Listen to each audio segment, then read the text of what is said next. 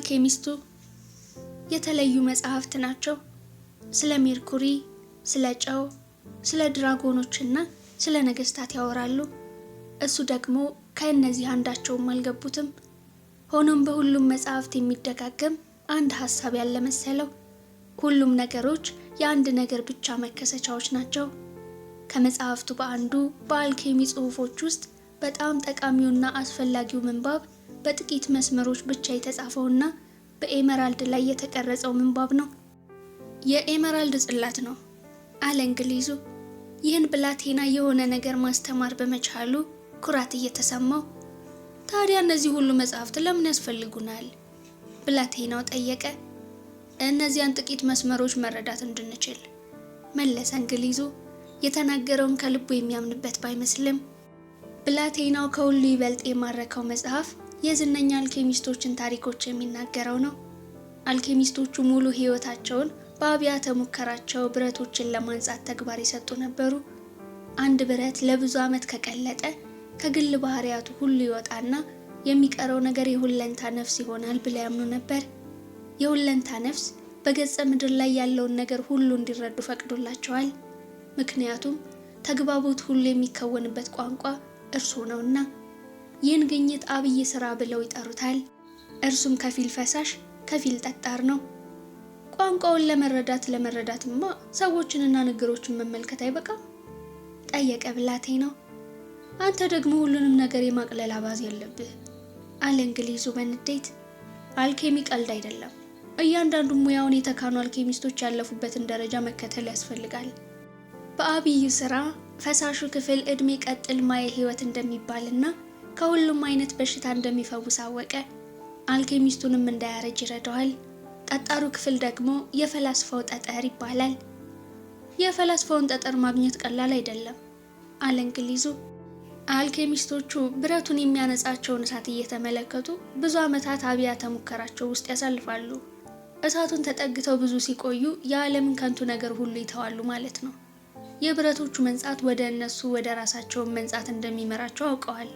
ብላቴናው ስለ ክሪስታል ሻጩ አሰላሰለ። ብላቴናው ከአሉታዊ ሳቢዎች ይጸዳ ዘንድ ክሪስታሎቹን ቢያጸዳቸው መልካም እንደሆነ ነግሮት ነበር።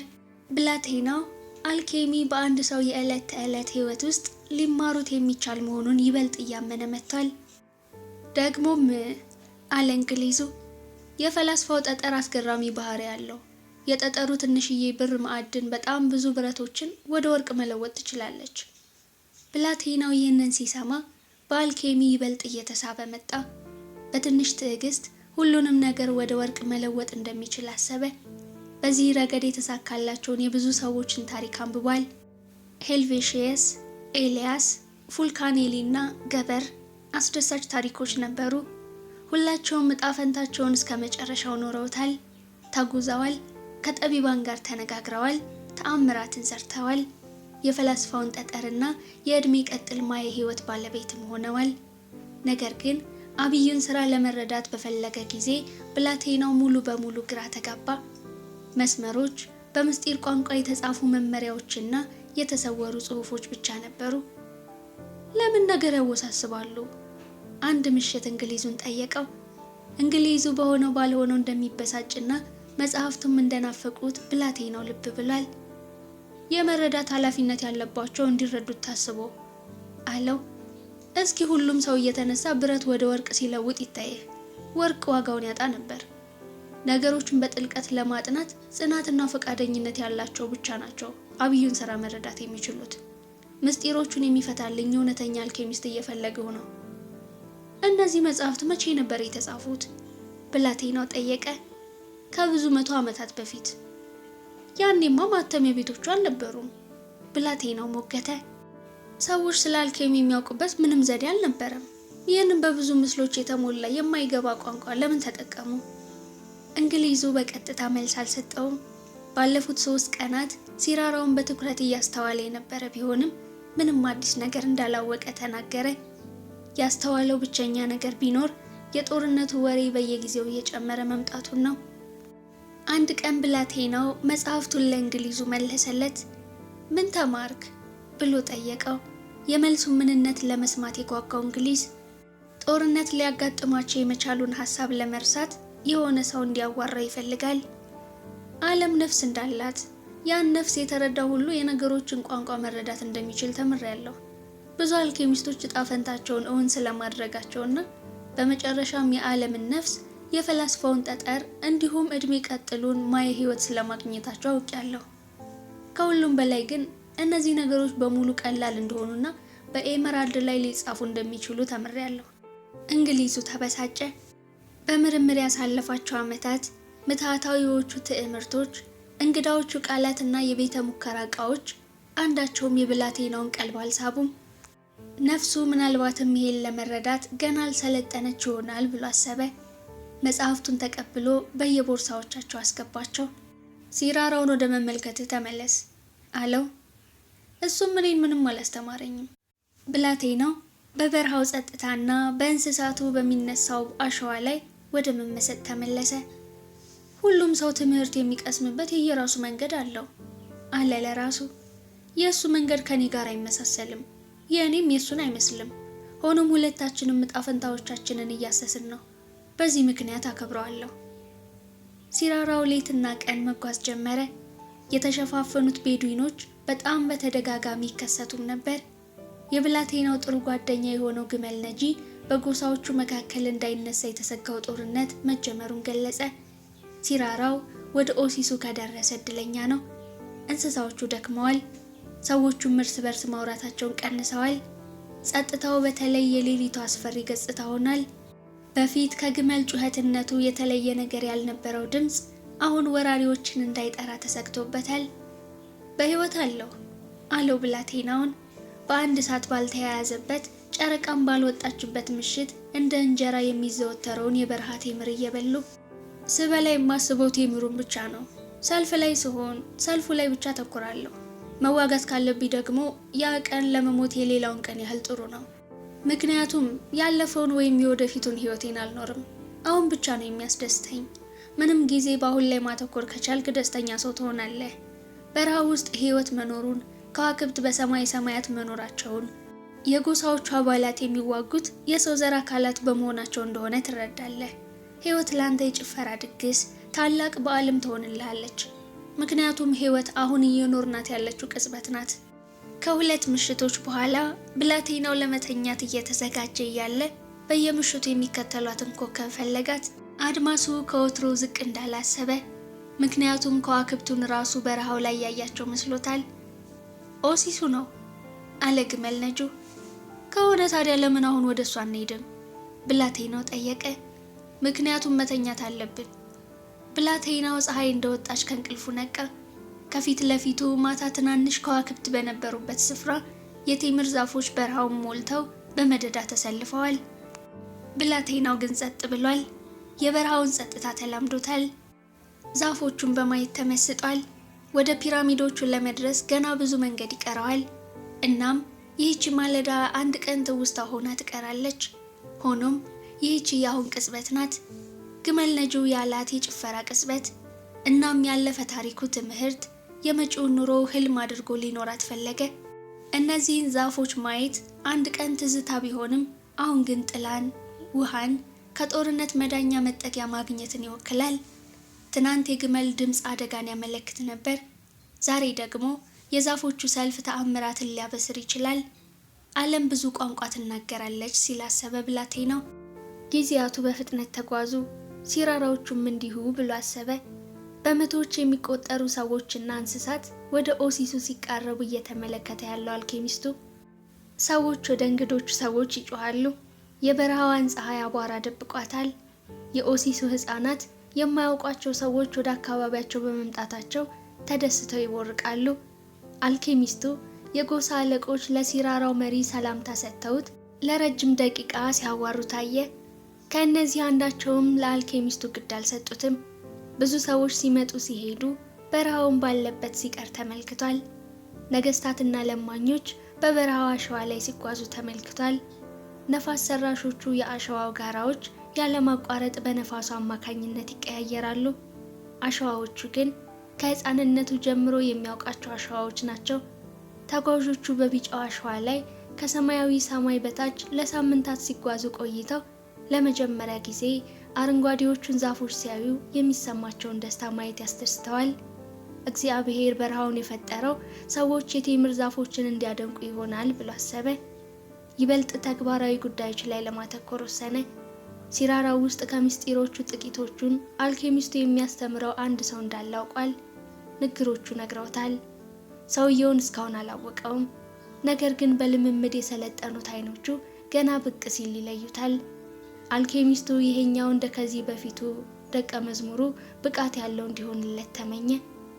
እነዚህ ነገሮች ለምን በቃል መስተላለፍ እንዳለባቸው አላውቅም አለ በሐሳቡ። በትክክልም ምስጢርነት ኖራቸው አይደለም።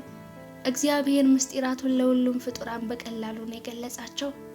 ለዚህ እውነታ አንድ ማብራሪያ ብቻ ነው ያለው።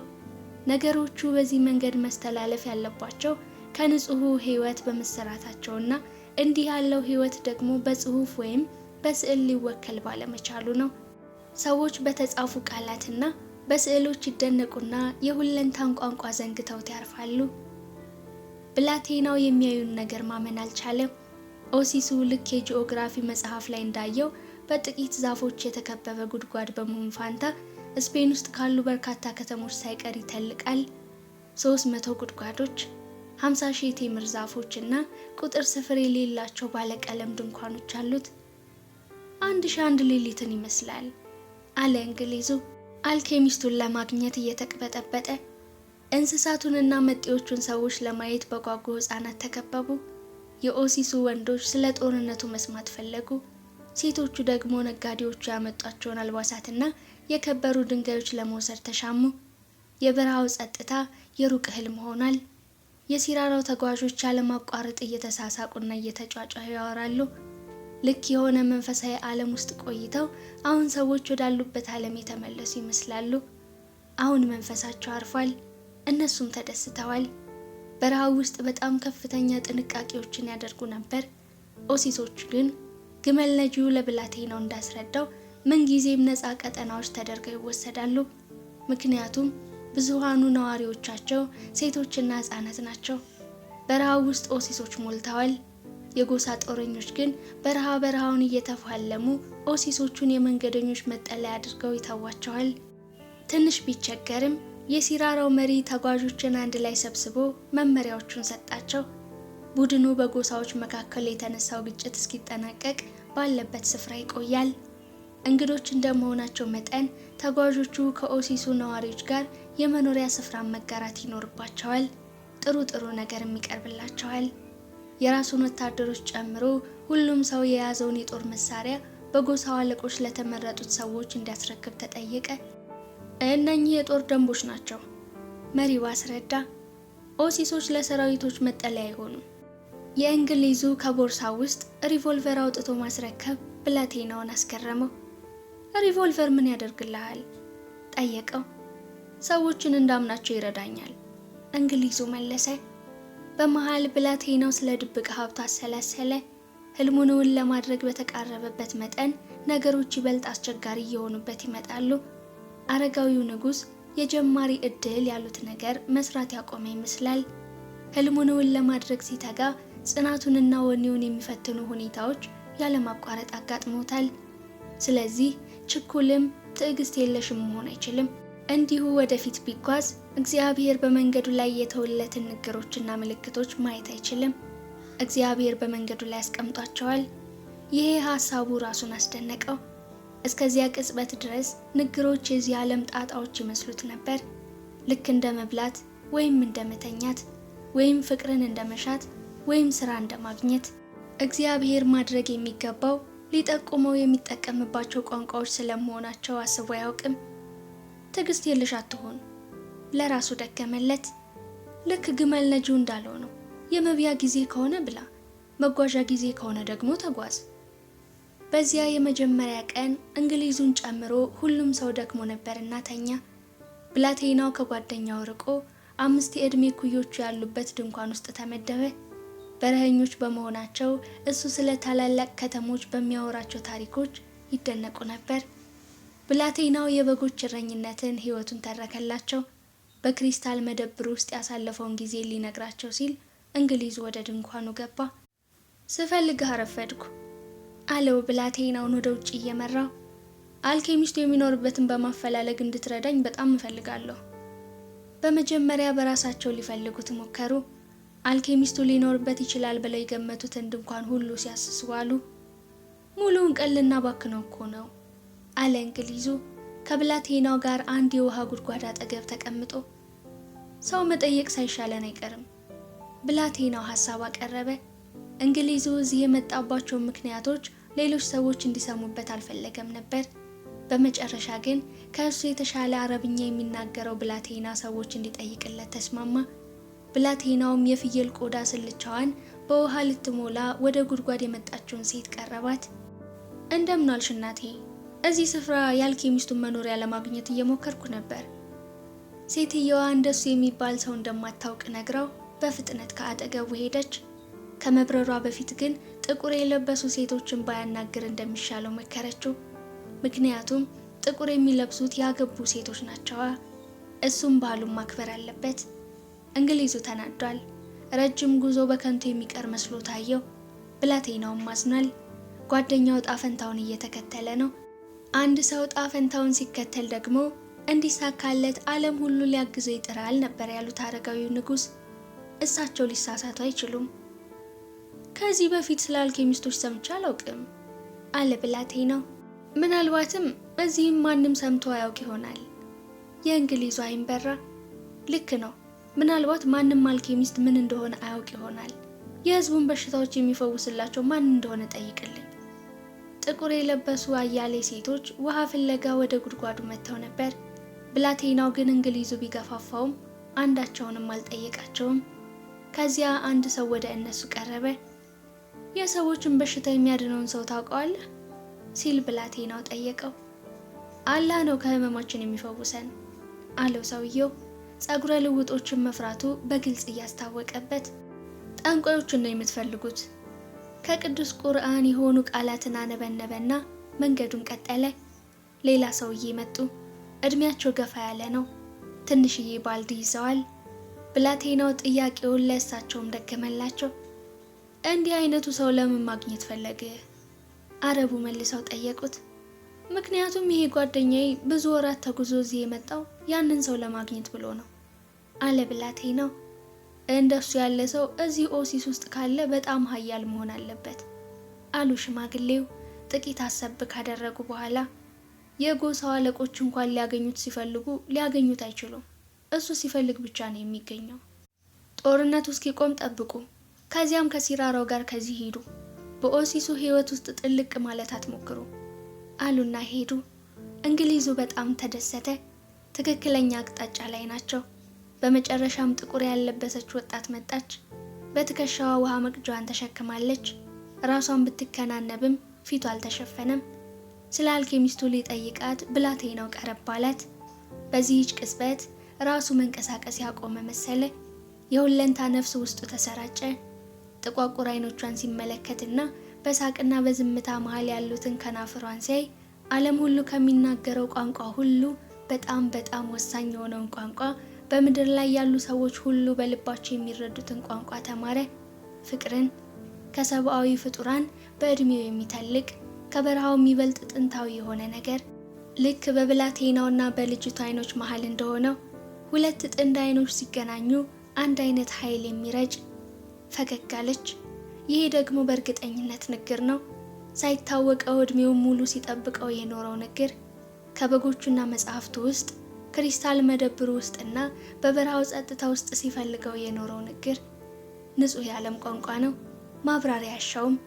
ዓለሙ በማያቋርጥ ጊዜ ለመጓዙ ምንም ማብራሪያ እንደማያሻው ሁላ በዚያች ቅጽበት ብላቴናው የተሰማው በእርሱ ህይወት ውስጥ ልትኖር ከምትችለው ብቸኛ ሴት ጋር መሆኑ ነው። እሷም ያለምንም የቃላት ልውውጥ ይሄው ሁኔታ ታውቋታል። ፍቅር ሊይዘው እንደሚገባና ከሴቷ ጋር ለመጣመር ከመወሰኑ በፊት ግን ሊያጠናት እንደሚገባ በወላጆቹ ተነግሮታል። ሆኖም እንደዚህ የሚያስቡ ሰዎች የሁለንታን ቋንቋ ተረድተው ታያውቅ ይሆናል። ምክንያቱም ያንን ቋንቋ ስታውቅ በረሃም ውስጥ ይሁን የሆነ ትልቅ ከተማ ውስጥ የሆነች ሴት አንተን እንደምትጠብቅህ መረዳት ቀላል ይሆንልሃል። እናንተ ሁለት ሰዎች ስትገናኙና አይኖቻችሁ ሲገጣጠሙ ትናንትና ነገ አላስፈላጊ ይሆናሉ። ያቺ ቅጽበት እንዲሁም ከፀሐይ በታች ያለ ነገር ሁሉ በአንድ እጅ ስለመጻፉ የማይታመን እርግጠኝነት ብቻ ይቀራሉ። ያ እጅ ፍቅርን የሚቀሰቅሰውና በምድር ላለው ሁሉ መንትያ ነፍስ የሚፈጥርለት እጅ ነው። ከዚህ ፍቅር ውጪ የሰው ልጅ ህልሞች ትርጉም የላቸውም። መክቱብ ሲል አሰበ ብላቴናው። እንግሊዙ ብላቴናውን ወዘወዘው። ጠይቃት እንጂ። ብላቴናው ኮረዳዋን ይበልጥ ቀረብ አላት። ፈገግ ስትል እሱም ፈገግ አለላት። ማን ነው ስምሽ?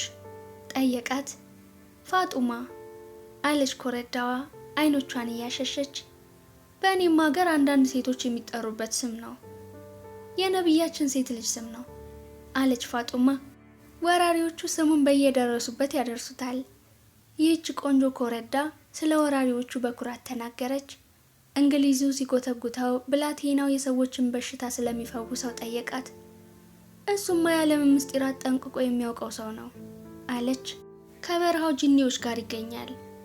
ጂኒዎች ደግና ክፉ መናፍስት ናቸው። ልጅቷ የአስገራሚ ሰውዬ የሚኖርበትን የደቡብ አቅጣጫ ጠቆመቻቸው። ከዚያም ውሃውን ቀርታ ሄደች።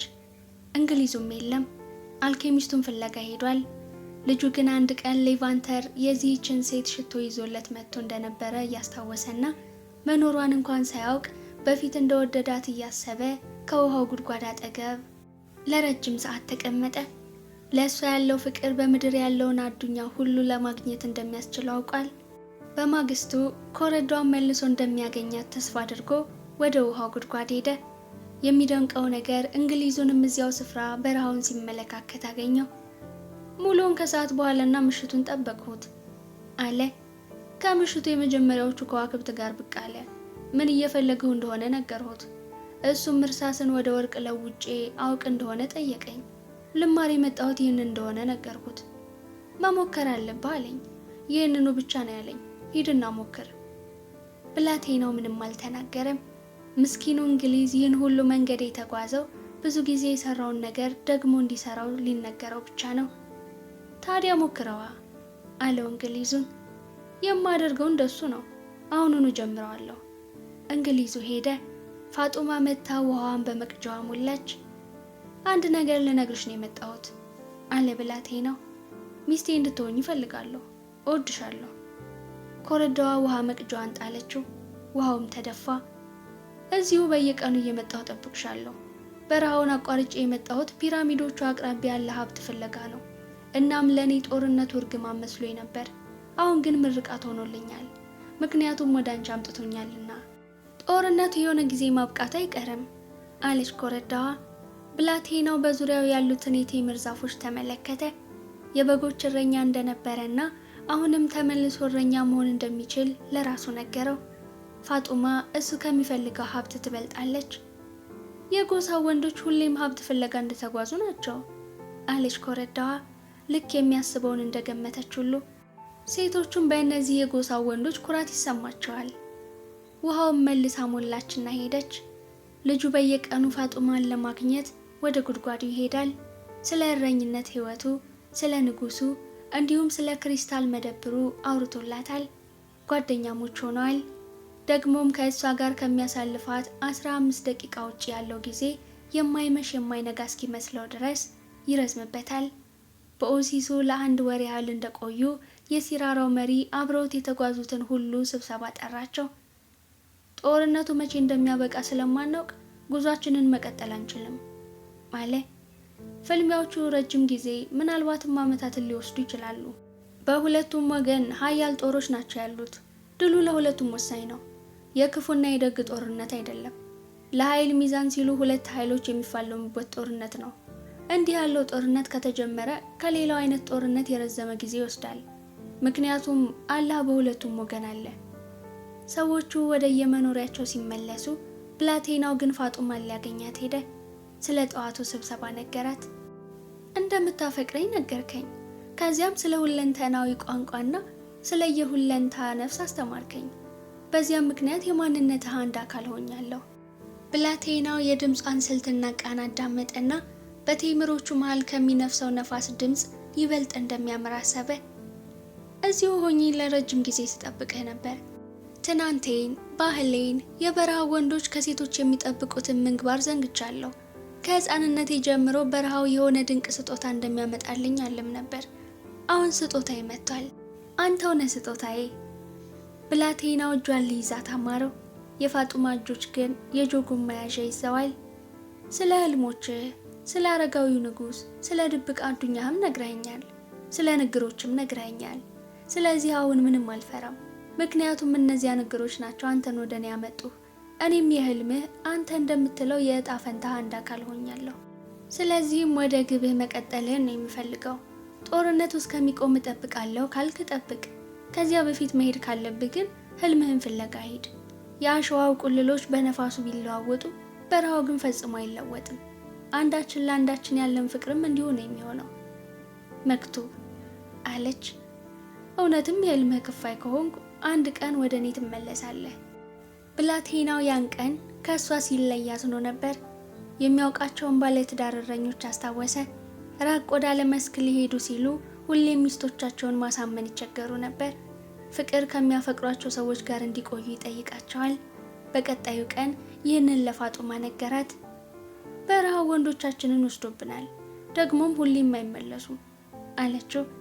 ያንን እናውቃለን፣ ለምደነዋልም። እነዚያ በወጡበት የሚቀሩት ደመናቱን፣ በየሰርጓጉጡ የሚደበቁትን እንስሳት፣ ከከርሰ ምድር የሚፈልቀውን ውሃ ይሆናሉ። የሁሉም ነገር ክፋዮች ይሆናሉ። የሁለንታ ነፍስ ይሆናሉ። አንዳንዶቹ ይመለሳሉ። እናም ሌሎቹም ሴቶች ይደሰታሉ። ምክንያቱም ባሎቻቸው አንድ ቀን እንደሚመለሱላቸው ያምናሉ። እነዚህን ሴቶች እያየው እቀናባቸው ነበር። አሁን ደግሞ እኔ ራሴም ከሚጠብቁት ሴቶች አንዷ ሆናለሁ። እኔ በረሃ ሴት ነኝ። በዚህም እኮራለሁ። ባሌ አሸዋውን ቁልሎች እንደሚለዋውጠው ነፋስ በነፃነት እንዲዟዟርልኝ ይፈልጋለሁ። ማድረግ ካለብኝ ደግሞ የደመናቱ፣ የእንስሳቱና የበረሃው ውሃ አካል መሆኑንም እቀበላለሁ። ብላቴናው እንግሊዙን ፍለጋ ሄደ። ስለ ፋጡማ ሊነግረው ፈልጓል። እንግሊዙ የሚኖርበት ድንኳን ደጃፍ ላይ የራሱን ብረት ማቅለጫ መስራቱን ሲያይ ተደነቀ። ማቅለጫው በማገዶ እንጨት የሚሰራ አናቱ ላይ ብርሃን አስተላላፊ ጠርሙስ ነገር ያለው ያልተለመደ አይነት ማቅለጫ ነው። በረሃው ላይ ያተኮሩት የእንግሊዙ አይኖች መጽሐፍ ሲያነብ ከሆኑት በላይ እጅግ ደምቀው ነበር። ይሄ የስራው የመጀመሪያ ደረጃ ነው አለ። ዲኞን ለይቼ ማውጣት አለብኝ። ለዚህ ደግሞ አይሳካልኝ ይሆን የሚል ስጋት ሊኖረኝ አይገባም። አብዩን ስራ ከመሞከር ቀድሞውንም ያገደኝ ባይሳካልኝስ የሚለው ስጋቴ ነበር። አሁን ከ10 ዓመት በፊት ላደርገው ችል የነበረውን ነገር እየጀመርኩ ነው። ሆኖም ሌላ 20 ዓመት ባለመቆየቴ ደስ ብሎኛል። እሳቱን ማገዶ መመገቡን ቀጠለ። ብላቴናውም ጀንበር እየጠለቀች በረሃው ሰማይ ሐምራዊ እስኪሆን ድረስ እዚያው ቆየ። የበረሃው ዝምታ ለጥያቄዎቹ ምላሽ ይሰጠው እንደሆነ ለማወቅ ወደ በረሃው የመጓዝ ግፊት ተሰማው። የኦሲሱን የቴምር ዛፎች ከእይታው ሳያርቅ ዞር ዞር አለ። ነፋሱን አዳመጠው። እግሩ ስር ያሉትም ድንጋዮች ተሰሙት። በየቦታው ሼሎችን አገኘና በረሃው ጥንት ባህር እንደነበር አስተዋለ። አንድ ድንጋይ ላይ ተቀምጦ ማሰላሰል ጀመረ። የፍቅርን እሳቤ ከባለቤትነት እሳቤ ለይቶ ለማሰብ ሞከረ። ሆኖም ሁለቱም ማለያየት ሳይሳካለት ቀረ። ፋጡማ ግን የበረሃ ሴት በመሆኗ ሁኔታውን ይገነዘብ ዘንድ የሚረዳው ነገር ካለ ያ ነገር በረሃው ነው። ተቀምጦ እያሰበ ሳለ ከበላዩ እንቅስቃሴ መኖሩ ተሰማው። ቀና ሲል ጭልፊቶች በጣም ከፍ ብለው ሲበሩ ተመለከተ። ጭልፊቶች የንፋሱን አቅጣጫ ሲከተሉ አያቸው። በረራቸው ስርዓት ያለው ባይመስልም ብላቴናው ላይ የሆነ ስሜት አሳድሮበታል። ምን ማለት እንደሆነ ብቻ ነው ያልገባው። ሊያነበው እየጣረ የአእዋፉን እንቅስቃሴ ተከታተለ። ምናልባትም እነዚህ የበረሃ አእዋፍ ፍቅር ያለ ባለቤትነት ምን ማለት እንደሆነ ያስረዱት ይሆናል። እንቅልፍ አለው። በልቡ ነቅቶ የመቆየትም የመተኛትም ፍላጎት አደረበት። የሁለንታን ቋንቋ እየተማርኩ ነው። ደግሞም በዓለም ያለ ነገር ሁሉ ትርጉም እየሰጠኝ ነው፣ የጭልፊቶች በረራ እንኳን ሳይቀር አለ ለራሱ። በዚህም መንፈሱ ፍቅር ውስጥ መግባቱ በራሱ አስደሰተው። ፍቅር ሲይዝህ ነገሮች የበለጠ ትርጉም እየሰጡ ይመጣሉ ብሎ ማሰበ። በድንገት ከጭልፊቶቹ አንዱ በፈጣን እንቅስቃሴ ሌላኛውን ጭልፊት ያጠቃው ጀመር። በዚህ ጊዜ ብላቴናው የሆነ ቅጽበታዊ ትዕይንት ተገለጠለት። የሆነ ጦር ሰራዊት፣ የተመዘዙ ጎራዴዎች፣ ወደ ኦሲሶ የሚጋልብ ሰራዊት። ራእዩ በፍጥነት ቢጠፋም አንቀጥቅጦታል። ሰዎች ስለ ሚራዥ ሲያወሩ ሰምቷል። እሱ ራሱም ታይቶት ያውቃል። አብዝተው የሚፈልጉት ነገር ሳይሆን የሆነ መስሎ በበረሃው አሸዋ ላይ እንደመታየት ያለ ነገር ነው። ሆኖም ብላቴናው አንድ ጦር ኦሲሶን እንዲወራው ምንም አይነት ፍላጎት በልቡ እንዳልነበረ እርግጠኛ ነው። ራእዩን ለመርሳትና ወደ ተመስጦ ለመመለስ ሞከረ። መልሶ በበረሃው ሐምራዊ ጥላና በአለቶቹ ላይ ለማተኮር ሞከረ። ነገር ግን ይህን ከማድረግ የሚከለክለው ነገር ልቡ ውስጥ አለ። ምንጊዜም ንግሮቹን ተከተል ብለውታል አረጋዊው ንጉሥ። ብላቴናው በራእዩ የታየውን አስታወሰ። ነገርየው በትክክልም ሊከሰት እንደሆነ ተረዳ። ተነሳና ወደ ቴምር ዛፎቹ መመለስ ጀመረ። አሁንም የራሱን ጉዳዮች በተመለከተ የተለያዩ ልሳኖችን አሰላሰለ። ይህኔ በረሃው አደጋ የለበትም፣ ኦሲሶ ነው አደገኛ ስፍራ መሆን የጀመረው። ግመል ነጂው ከአንድ የዘንባባ ዛፍ ስር ተቀምጧል። የሆነ ጦር እየመጣ ነው አለ ብላቴናው። ራእይ ታይቶኛል። በረሃው የሰውን ሁሉ ልብ በራእዮች ይሞላዋል፣ ግመል ነጂው መለሰ። ብላቴናው ግን ስለ ጭልፊቶቹና ድንገት ከሁለንታ ነፍስ ጋር መገናኘቱ እንደተሰማው ነገረው። ግመል ነጂው ብላቴናው ምን እያለው እንደሆነ ገባው። በገጸ ምድር ላይ ያለ ማንኛውም ነገር የሁሉንም ነገሮች ታሪክ መግለጥ እንደሚችል ያውቃል። አንድ ሰው መዳፍ ሊያነብ ይችላል፣ ካርታ ማየት ወይም የወፎችን በረራ ሊያጤን ይችላል። የሚያየው ነገር ምንም ይሁን ምን አንድ ሰው ከዚያች ቅጽበት ገጠመኙ ጋር የሚያገናኘው መስመር ሊኖረው ይችላል።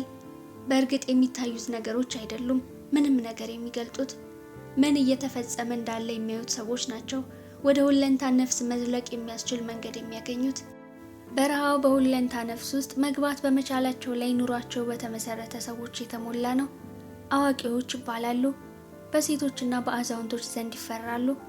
ወንዶችም እነሱን ከማማከር ይቆጠባሉ።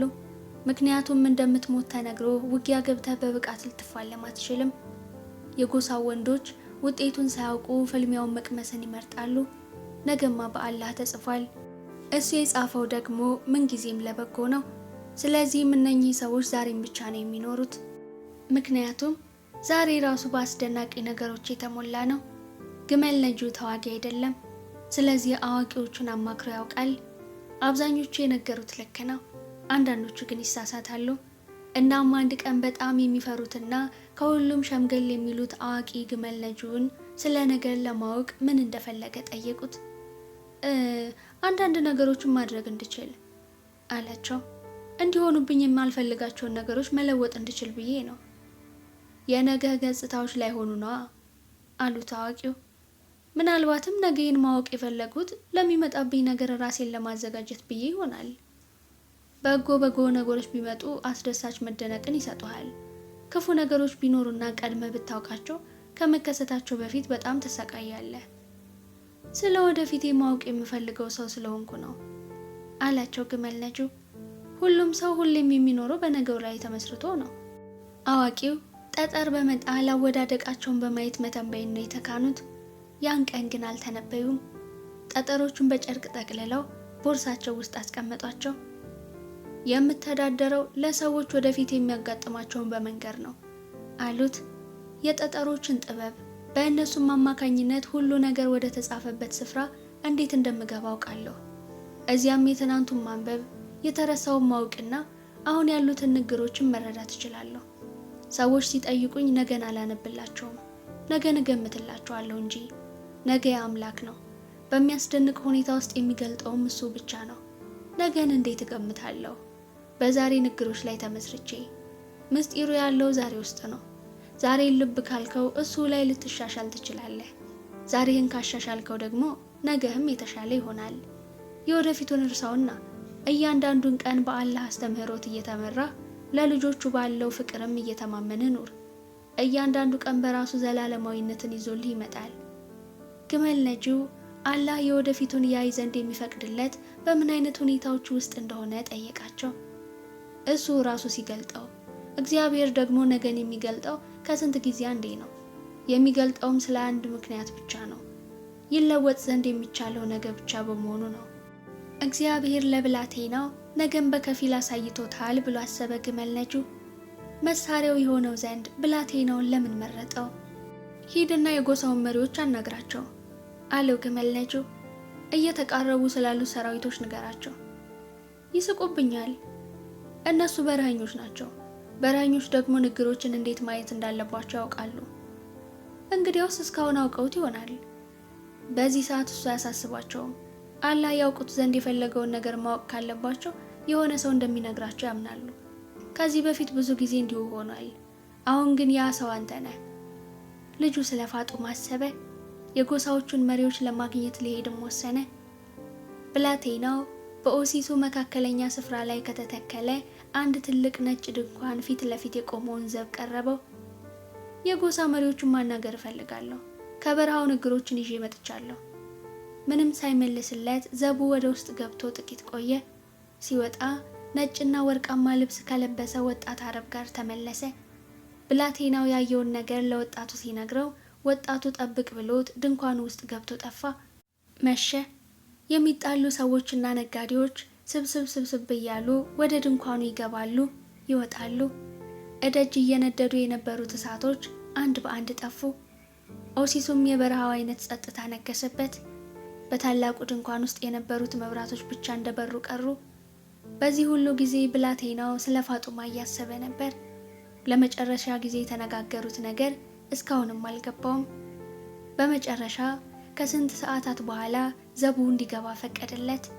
ብላቴናው ውስጥ በሚያየው ነገር ተደነቀ። በዚህ ጭልጥ ያለ በረሃ መሃል እንዲህ አይነት ድንኳን ይኖራል ብሎ ፈጽሞ አስቦ አያውቅም። ወለሉ እስከዛሬ ከረገጣቸው ምንጣፎች ሁሉ ይበልጥ ውብ በሆኑ ምንጣፎች ተሸፍኗል። በድንኳኑ አናት በኩል በሻማ አማካኝነት የበሩ የወርቅ አምፖሎች ተሰቅለዋል። የጎሳ መሪዎቹ በድንኳኑ ጓዳ በጥልፍ ካጌጡ የሐር ፍራሾች ላይ በግማሽ ክብ ቅርጽ ጋደም ብለዋል።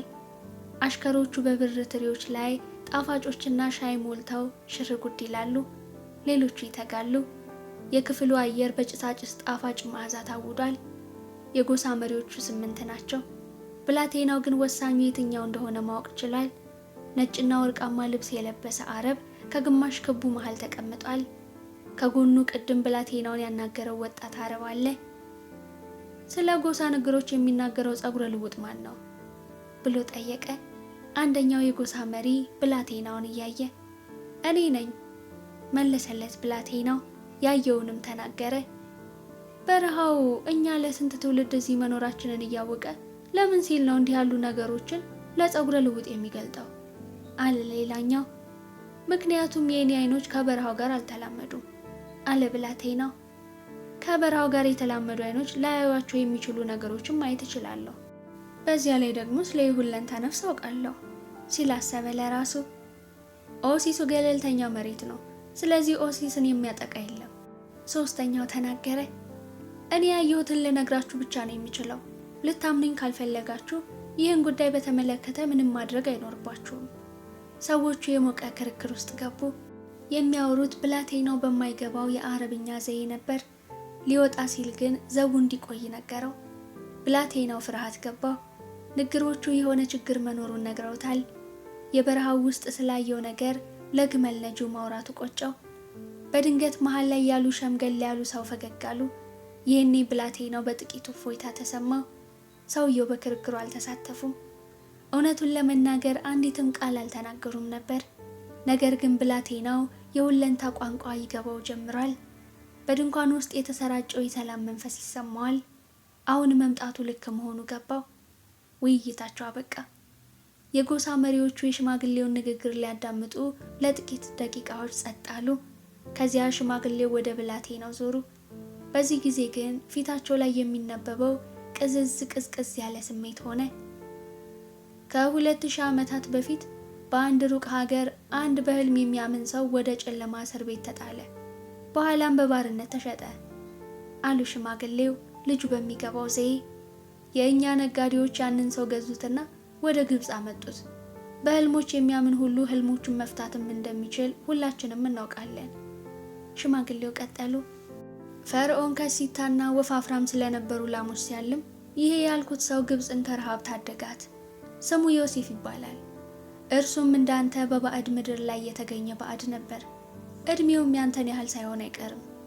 ንግግራቸውን ገቱ። አይኖቻቸው ግን አሁንም የወዳጅነት ስሜት አይነበብባቸውም። ይህንን ትውፊት ሁሌም እናከብረዋለን። ትውፊቱ ያኔ ግብፅን ከረሃብ ታድጎ ግብፃውያንን በብልጽግና የላቁ ህዝቦች አድርጓቸዋል። ትውፊቱ ሰዎችን እንዴት በረሃውን ማቋረጥ እንደሚችሉ፣ ልጆቻቸውንም እንዴት ማግባት እንዳለባቸው ያስተምራቸዋል። ትውፊቱ አንድ ኦሲስ ገለልተኛ ድንበር ነው ይላል። ምክንያቱም ሁለቱም ወገኖች ኦሲሶች አሏቸው። ስለዚህም ለአደጋ የተጋለጡ ናቸው። ሽማግሌው ንግግራቸውን ሲቀጥሉ አንድም ሰው ቃል አልተነፈሰም። ነገር ግን ትውፊቱ የበረሃውን መልእክቶች ማመን እንዳለብንም ይነግረናል። የምናውቀውን ነገር ሁሉ የተማርነው ከበረሃው ነው። ሽማግሌው የሆነ ምልክት ሲሰጡ ሁሉም ተነስተው ቆሙ። ስብሰባው አብቅቷል። የሁቃሆቹ እሳቶች ጠፉ። ዘቦቹ በተጠንቀቅ ቆሙ። ልጁ ለመሄድ ሲዘጋጅ ሽማግሌው እንደገና መናገር ጀመሩ። ነገ ኦሲስ ውስጥ ማንም ሰው የጦር መሳሪያ እንዳይዝ የሰራነውን ደንብ እናፈርሳለን። ሙሉውን ቀን ጠላቶቻችን ስንቃኝ እንውላለን። ጀንበር ስትጠልቅ ደግሞ ሰዎቹ መሳሪያቸውን መልሰው ያስረክቡናል። ከጠላቶቻችን ወገን 10 ሰዎች በሞቱ ቁጥር 1 ወርቅ ይሰጣል። ሆኖም መሳሪያዎች እንደ በረሃው አመላቸው የማይጨበጥ ነገሮች በመሆናቸው ካልተጠቀምክባቸው በሌላ ጊዜ ልጠቀምባቸው ብትል ላይሰሩልህ ይችላሉ። ቀኑ እስኪጠናቀቅ ድረስ ከመሳሪያዎቹ ቢያንስ አንድ እንኳን ጥቅም ላይ ሳይውል ቢቀር አንደኛው አንተ ላይ ያርፋል። ብላቴናው ከድንኳኑ ሲወጣ ኦሲሱ የበራው በሙሉ ጨረቃ ብርሃን ብቻ ነበር። ወደ ራሱ ድንኳን ለመድረስ የ20 ደቂቃ መንገድ ይጠብቀዋል። እናም መንገዱን ጀመረ። በተከሰተው ነገር ተነቃቅቷል። በሁለንታ ነፍስ ውስጥ ማለፍ ችሏል። ይህን ማድረጉ ምናልባትም ሕይወቱን ያስከፍለው ይሆናል። አስፈሪ ድርድር ነው። ሆኖም ዕጣ ፈንታውን ለመከተል በጎቹን ከሸጠበት ቀን ጀምሮ አደገኛ ድርድሮችን ሲያደርግ ነበር። እናም ልክ ግመል ነጂው እንዳለው ነገ መሞት በሌላ ቀን ከመሞት የከፋ አይሆንም። እያንዳንዱ ቀን ወይ ይኖርበታል ወይም የአንድ ሰው ከዚህ ዓለም መለየት ይጻፍበታል። ሁሉም ነገር የአንድ ቃል ጥገኛ ነው፣ መክቱብ። ምንም አይነት ቁጭት ሳይሰማው በጸጥታ እየተጓዘ ነው። እሱ ነገ ቢሞት እግዚአብሔር ሊመጣ ያለውን ክስተት መለወጥ አልፈቀደም ማለት ነው። ቢያንስ መንገዶችን ካቋረጠ፣ ክሪስታል መደብር ውስጥ ከሰራ፣ የበረሃውን ጸጥታና የፋጡማን አይኖች ካወቀ በኋላ ነው የሚሞተው። ከረጅም ጊዜ በፊት ቤቱን ጥሎ ከወጣ ወዲህ እያንዳንዷን ቀን በደንብ ነው ይኖራት። ነገ ቢሞትም እንኳን የሚሞተው ከሌሎች እረኞች የበለጠ አይቶ ነውና ኩራት ይሰማዋል። ድንገት የመብረቅ አይነት መባረቅ ሰማ። አጋጥሞት የማያውቀው አይነት ነፋስ መሬት ላይ ወረወረው። አካባቢው በሽክርክሪታ አቧራ ተሞላና ጨረቃዋን ከእይታ ሰወራት። ከፊት ለፊቱ በሚያስፈራ ጩኸት ላዩ ላይ ሊወጣበት የሚል ግዙፍ ነጭ ፈረስ ታየው። እይታን የሚሰውረው አቧራ በትንሹ ረገብ ሲል ብላቴናው ባየው ነገር ተብረከረከ። ከእንስሳው በላይ እስከታች ጥቁር በጥቁር የለበሰ ግራ ትከሻው ላይ ፋልኮን ያስቀመጠ ፈረሰኛ ተቀምጧል። ጥምጣም አድርጓል። ከዓይኑ በቀር ሙሉ ፊቱ በጥቁር መሀረብ ተሸፍኗል። የበረሃ መልእክተኛ ይመስላል። ሁኔታው ግን ከተራ መልእክተኛነት የገዘፈ ነበር። ይህ አስገራሚ ፈረሰኛ ትልቅ ባለደጋን ቅርጽ ሰይፍ መዘዘ። ስለቱ በጨረቃዋ ብርሃን አብረቀረቀ። የአዕዋፋቱን በረሃ ትርጉም ለማንበብ የደፈረው ማን ነው? ጠየቀው። ድምፁን ሰይፉ በ50 ሺዎች የአልፋዩ ሜቴምር ዛፎች ውስጥ የሚያስተጋባው እስኪመስል ድረስ እየጮኸ እኔ ነኝ የደፈርኩት አለ ብላቴናው። የሳንቲያጎ ማታሞሮስ ምስል በነጩ ፈረሱ ላይ ሆኖ አረማውያን ከሰኮናው ስር ሆነው ታየው። ሰውየው እሱኑ ነው የሚመስለው። ልዩነቱ ምግባር መለዋወጣቸው ነው። እኔ ነኝ የደፈርኩት ብሎ ደገመለትና የሰይፉን ምት ለመቀበል ራሱን ዝቅ አደረገ። የሁለንታን ነፍስ ማየት በመቻሌ አያሌ ነፍሶች ይድናሉ። ሰይፉ አላረፈበትም። ይልቁንም ሰውየው የብላቴናውን ግንባር እስኪነካ ድረስ ዝቅ አደረገው። ጠብታ ደም ከግንባሩ ፊናለች። ፈረሰኛው ልክ እንደ ብላቴናው አይንቀሳቀስም። ብላቴናው ማምለጥ እንኳን አልታየውም። በልቡ ያልተለመደ አይነት ደስታ ተሰማው። ዕጣ ፈንታውን ስለመከተሉ ሊሰዋ ነው፣ ስለ ፋጡማም ጭምር። ለማንኛውም ንግሮቹ እውነተኛ ናቸው። አሁን ከጠላቱ ጋር ተፋጧል። ስለ መሞት ማሰብ ግን አይጠበቅበትም። የሁለንታ ነፍስ ይጠብቀዋል። ብዙም ሳይቆይ የዚያ አካል ይሆናል። ነገ ደግሞ ጠላቱም ጭምር የዚያ ነፍስ አንድ አካል ይሆናል። ፈረሰኛው ሰይፉን የልጁ ግንባር ላይ እንዳደረገ ነው። የጭልፊቶችን በረራ ለምን አነበብክ? ያነበብኩት አዕዋፉን ሊነግሩኝ የፈለጉትን ብቻ ነው። ኦሲሱን መታደግ ፈልገዋል። ነገ ሁላችሁም ትሞታላችሁ። ምክንያቱም እናንተ ካሏችሁ ሰዎች የበለጡ ኦሲሱ ውስጥ አሉ። ሰይፉ ባለበት ቆየ። አላህ የፈቀደውን ትለውጥ ዘንድ አንተ ማን ነህ? አላህ ሰራዊትን ፈጠረ፣ ጭልፊቶቹንም ፈጠረ። አላህ የአዕዋፉን ቋንቋ አስተማረኝ፣ ነገር ግን ሁሉ በአንድ እጅ ተጽፏልና አለ ብላቴናው የግመል ነጂውን ቃላት እያስታወሰ። ፈረሰኛው ሰይፉን ከብላቴናው ግንባር ላይ ያነሳለት። ብላቴናው ከፍተኛ እፎይታ ተሰማው። ሆኖም አሁንም ማምለጥ አይችልም። ትንበያዎችን ተጠንቀቅ አለ ፈረሰኛው። አንድ ነገር ከተጻፈ በኋላ ሊለወጥ የሚችልበት ዘዴ የለም። ያየሁት ሰራዊት ነው አለ ብላቴናው። የጦርነቱን ውጤት አላየሁም። ፈረሰኛው በመልሱ የረካ መሰለ። ሰይፉን ግን እጁ ላይ አቆየው። አንድ ባዕድ በባዕድ ምድር ላይ ምን ይሰራል? እጣ ፈንታይን እየተከተልኩ ነው። ልትረዳ የምትችለው ነገር አይደለም። ፈረሰኛው ሰይፉን ወደ አፎቱ መለሰው። ብላቴናውም ዘና አለ። ወኔህን መፈተን ነበረብኝ አለ ፈረሰኛው። ወኔ ሁለንታን ልሳን ለመረዳት በጣም አስፈላጊ ብቃት ነው። ብላቴናው ተደነቀ። ፈረሰኛው በጣም ጥቂት ሰዎች ብቻ ስለሚያውቁት ነገር እየተናገረ ነው። ይህን ያህል ርቀት ከመጣህ በኋላ ማቆም የለብህም ቀጠለ። በረሃውን ልትወደው ይገባል፣ ነገር ግን ፈጽሞ ሙሉ በሙሉ አትመነው።